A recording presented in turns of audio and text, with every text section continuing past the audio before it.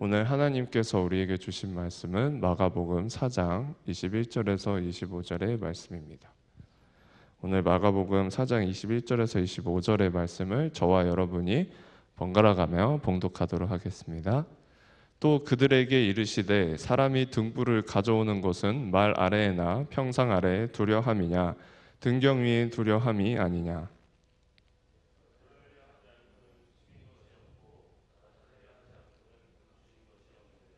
들을 귀 있는 자는 들으라.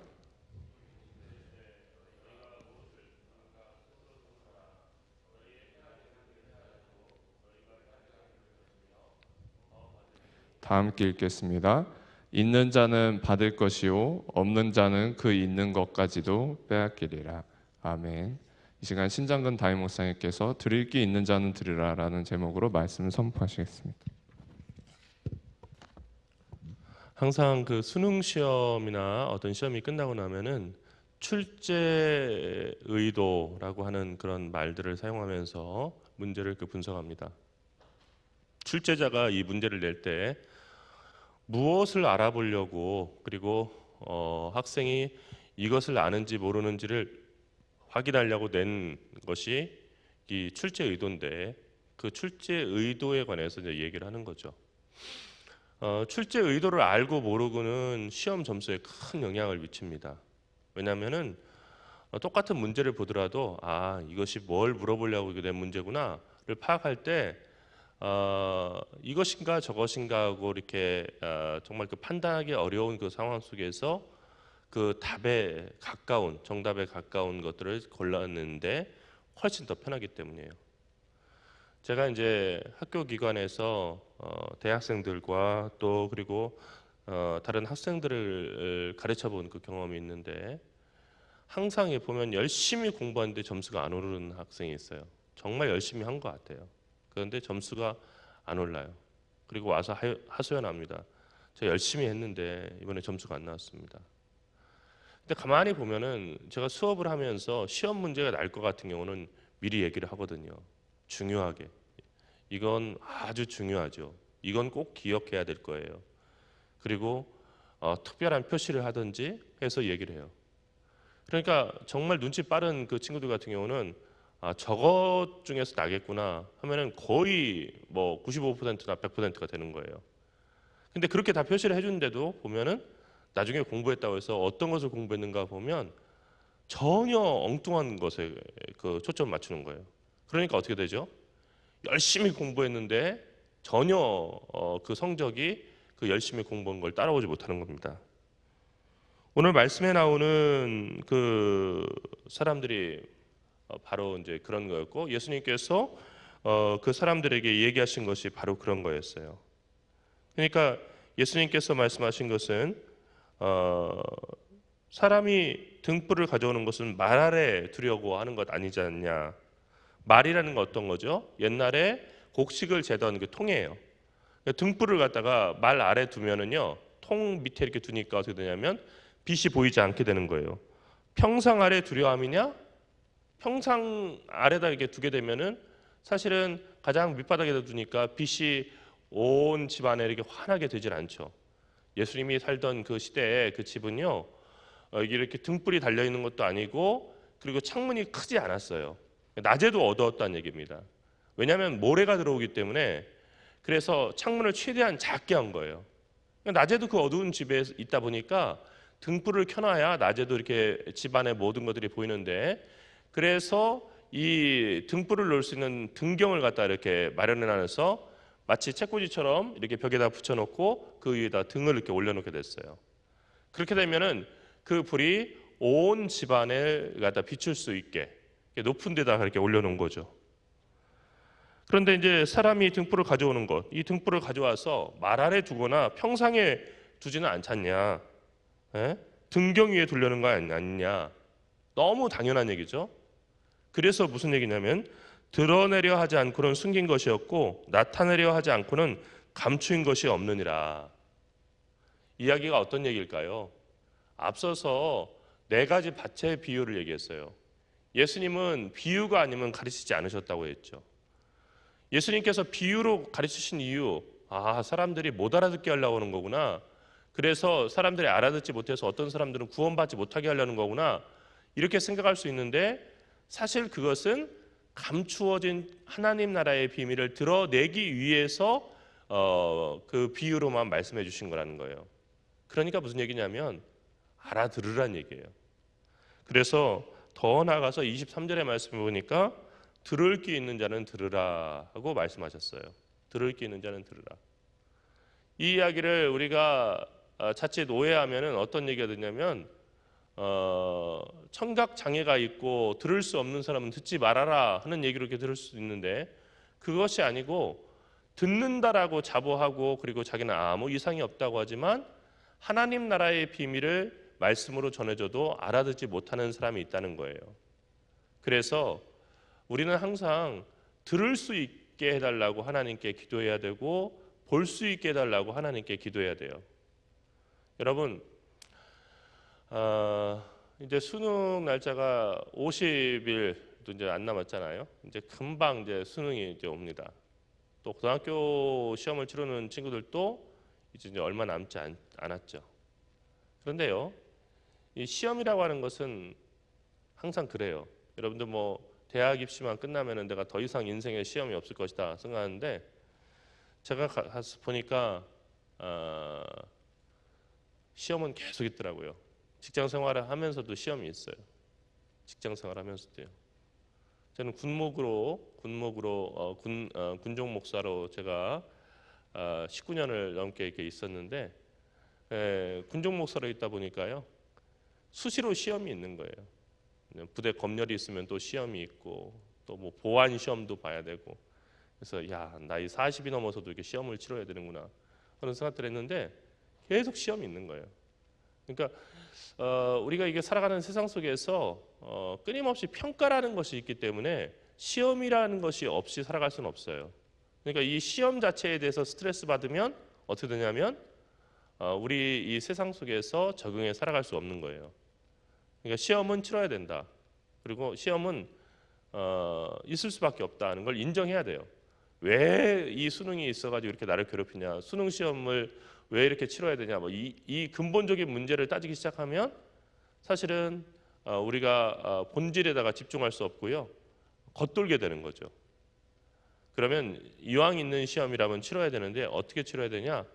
항상 그 공부를 하면서도 출제의 의도와 그리고 이 과목의 과목을 만들고 배우게 한 목적이 무엇인가를 갖다 생각해야 돼요. 그러니까 항상 출제자의 눈으로 문제를 본다는 게 되게 중요한 거예요. 내가 시험을 낸다면 그리고 내가 출제자라면 무엇을 낼 것인가 하는 그 생각을 평상시에 하면서 보면 그러다 보면은 시험을 볼 때 실제로 출제자의 의도와 일치되는 경우를 갖다 발견하게 되는 거죠. 그러니까 출제 의도를 다 파악하고 있다고 한다면요, 그 학생은 성적이 오르지 않을 수가 없어요. 그런데 출제 의도를 전혀 알지 못하기 때문에 엉뚱한 데서 힘을 쓰는 거죠. 하나님의 말씀도 역시 마찬가지예요. 여러분 우리가 율법이라고 번역하는 구약 성경에 창세기, 출애굽기, 레위기, 민수기, 신명기 그 모세 오경은 토라라고 불러요. 토라의 그 뜻은요 티칭스예요. 가르침, 교훈이라는 겁니다. 하나님께서는 우리가 살아갈 그 길에 교훈을 보여주시고 이렇게 살아가야 된다라고 얘기를 해주시는 거예요. 그런데 우리는 자꾸 어떻게 그 삶을 살아가려고 해요? 그 하나님의 가르침과는 상관없이 내 판단과 내 경험을 가지고 살아가려고 해요. 그래서 실패가 있는 거예요. 그러니까 정말 복 있는 사람은 어떤 사람이냐면요, 이 인생이라고 하는 시간을 나에게 허락하신 하나님의 의도를 파악하고 내 인생을 어떻게 살아야겠다는 것을 말씀에서부터 배우는 사람이에요. 그것이 바로 인생 사용 설명서인 성경을 갖다가 받아들이는 그런 태도죠. 여러분, 우리가 살아가는 세상에는 항상 시험이 있다는 것을 여러분들 걱정하지 말고 그리고 두려워하지 말고 그냥 담담하게 받아들이세요. 항상 시험을 치러야 돼요. 입사에서도 여러분들은 계속해서 뭐 영어 공부도 하고 또 다른 외국어 공부도 하고 그렇게 될 거예요. 제가 그 전에 이제 독일어를 공부하러 종로에 있는 학원에 이렇게 나갔던 적이 있었는데요. 새벽에 이렇게 나갔었거든요. 새벽 6시에 시작하는 그 타임에 이렇게 나갔었는데 6시에 시작하는 그 타임에 나가면요. 아저씨들도 오고 그리고 젊은 학생들도 오고 막 그랬었어요. 제가 대학생 때였으니까. 근데 그렇게 가보면요.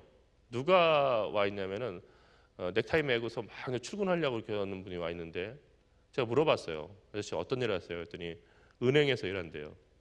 근데 어제 12시 넘어서 집에 들어왔대요. 일 다 마치고. 그리고서 씻고 보니까 1시가 넘었고 그리고서 집에서 나와가지고 그래서 6시에 그 이제 독일어 공부하러 나온 거예요. 왜 이 시간에 이렇게 독일어 공부하러 이렇게 나오셨어요? 그래서 물어봤더니 독일에 있는 지점에 나가서 일할 가능성이 많은데 그래서 미리 준비하려고 나왔다는 거예요. 여러분 수능 끝나면 시험이 끝이 아니에요. 그냥 계속 시험이 있는 거예요. 그리고 그 시험들은 그때마다 다 어려운 거예요. 그러니까 어떤 마음을 가져야 되냐면 삶 자체가 계속해서 우리들의 실력을 검증해보는 시험의 연속이구나. 그냥 종이에다가 이렇게 연필로 적는 시험도 있지만은 그러나 그것 외에도 끊임없이 우리들의 실력을 평가하는 그런 시험들이 있구나. 중요한 것은 이 시험을 피하는 것이 아니고 어떻게 이 시험을 잘 통과하느냐. 그리고 그 시험을 통과하는 방법이 무엇이냐 이거구나. 이것을 우리가 마음속에 생각하게 될 때 똑같은 시험이라도 다르게 우리에게 다가올 거라는 거죠. 중요한 것은 모든 시험에서 출제자의 의도를 아는 거예요. 그런데 우리가 그냥 한 번 한 번 치르는 시험뿐만이 아니라 인생이라고 하는 그 시험 가운데서도 출제자의 의도, 우리에게 인생이라고 하는 문제를 내주신 하나님의 출제 의도를 아는 게 참 중요하죠. 인생이란 거 하는 것 자체가 그 덩어리 자체가 바로 문제라는 거예요.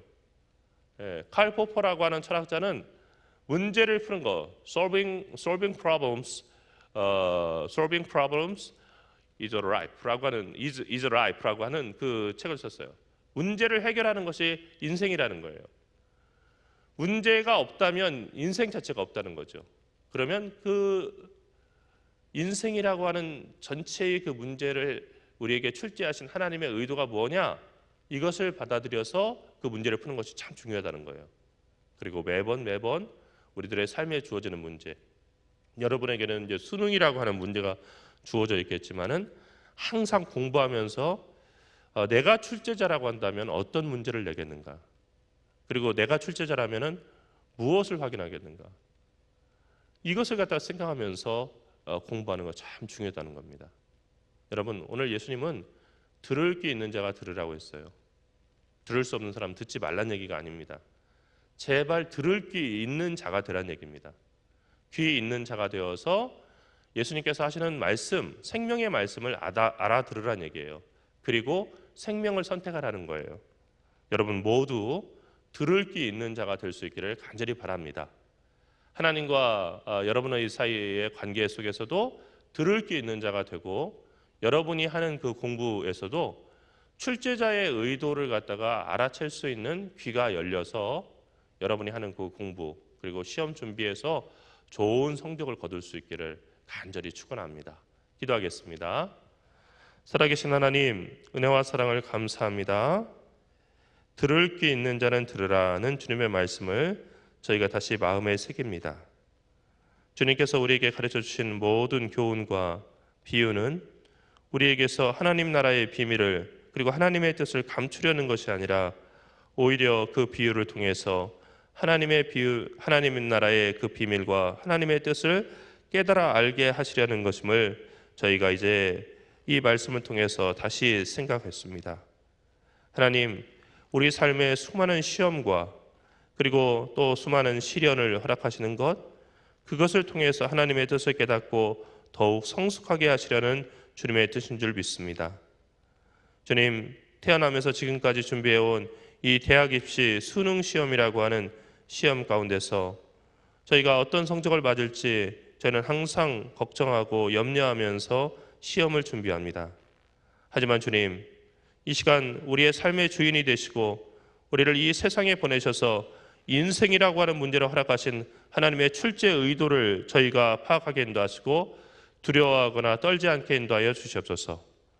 주님께서는 우리가 가야 될 길이라고 한다면 마땅히 그 길을 갈 수 있는 힘도 주시고 지혜도 주시고, 그리고 우리로 하여금 그 길에서 안전하게 갈 수 있도록 주의 지팡이와 막대기로 인도하신다는 것을 믿고 의지하며 오로지 주님께 모든 것을 맡기고 주님과 동행하게 인도하여 주시옵소서.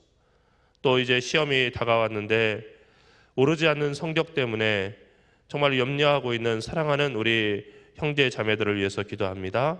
우리 사랑하는 어린 자녀들 주님께서 붙잡아 주셔서 주님 그 시험 가운데서 주의 도우심과 그리고 주의 인도하심 그리고 지혜를 주시는 주의 능력을 경험하게 인도하여 주시옵소서. 그래서 여태껏 귀로만 듣던 주님을 이제 눈으로 보고 손으로 만질 수 있는 그런 믿음의 사람들 되게 인도하여 주시옵소서. 주의 크신 능력이 공부하는 우리 자녀들에게 나타나게 인도하시고, 오늘 또 학원에 가서 공부를 하는데 하나님 학원과 독서실에서 오늘 공부하는 그 내용들이 그들의 삶 가운데 가장 중요한 시험 중에 하나인 수능 시험에서 큰 능력을 발휘할 수 있도록 주께서 인도하여 주시옵소서. 주께서 이 모든 기도를 들으시고 사랑하는 이 자녀들의 길을 인도하실 줄 믿사오며 사랑하신 예수 그리스도의 이름으로 간절히 기도리옵나이다. 아멘.